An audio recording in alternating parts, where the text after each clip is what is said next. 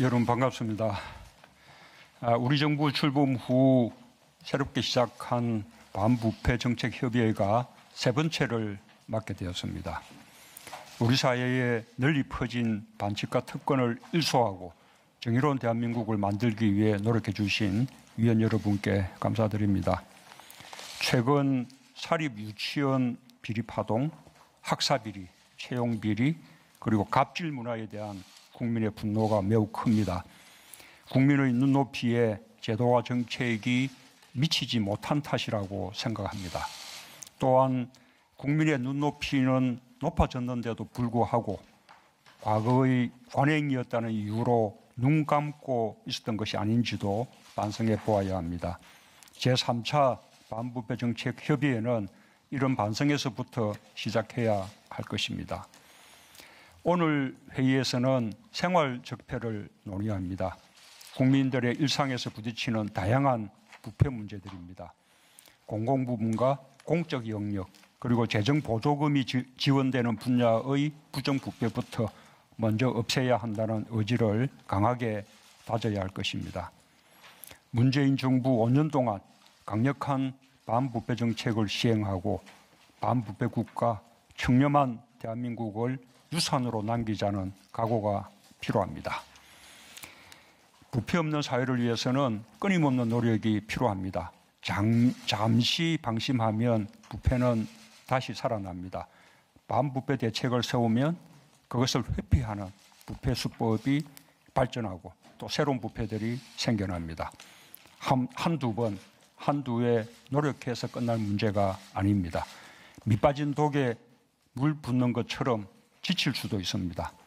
그래서 반부패 정책은 인내심을 갖고 강력하게 그리고 꾸준히 시행해야 합니다. 또한 반드시 효과를 거두어야 합니다. 그렇지 않으면 국민이 볼 때 그 정부가 그 정부라는 비판을 받기가 십상입니다. 과거에 우리는 부패방지위원회를 신설하고 범정부적인 반부패 대책 협의회를 운영하여 부패 인식 지수와 국제 순위를 높였던 경험을 가지고 있습니다. 우리 정부의 목표는 그 이상입니다. 절대 부패에서 벗어나 우리 사회가 전반적으로 투명해지고 공정해져야 합니다. 문제는 방법입니다. 공직자의 청렴을 강조한 다산 정약용 선생은 타이르고 감싸주면 바로 잡아질 수 있다. 그러나 타일러도 깨우치지 않고 또 가르쳐도 고치지 않으면 형벌로 다스려야 한다고 했습니다. 그때나 지금이나 반부패 정책의 핵심은 동일합니다. 먼저 부패를 사전에 예방할 수 있는 인프라와 감시 체계를 구축해야 합니다. 둘째, 피해자가 주저없이 신고하고 피해를 구제받을 수 있는 법과 제도를 마련해야 합니다. 셋째, 모든 국민이 부패를 감시할 수 있도록 부패 신고에 대한 보상 제도를 확대해야 합니다. 넷째, 부패로 얻는 것보다 잃는 것이 더 많도록 작은 부패라도 강력하게 처벌해야 합니다.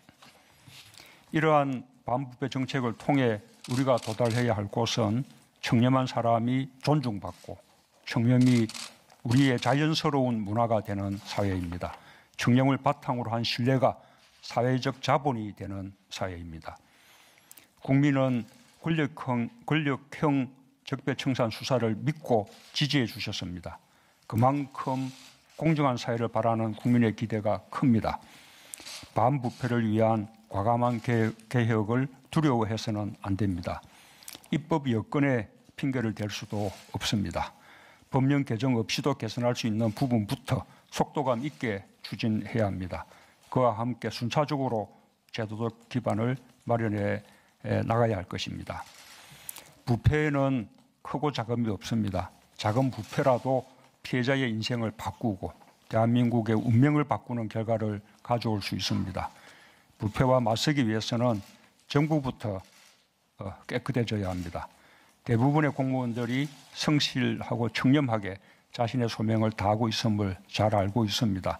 그러나 윗물부터 맑아야 한다는 다짐으로 늘 자신부터 돌아보는 자세를 가져야 할 것입니다.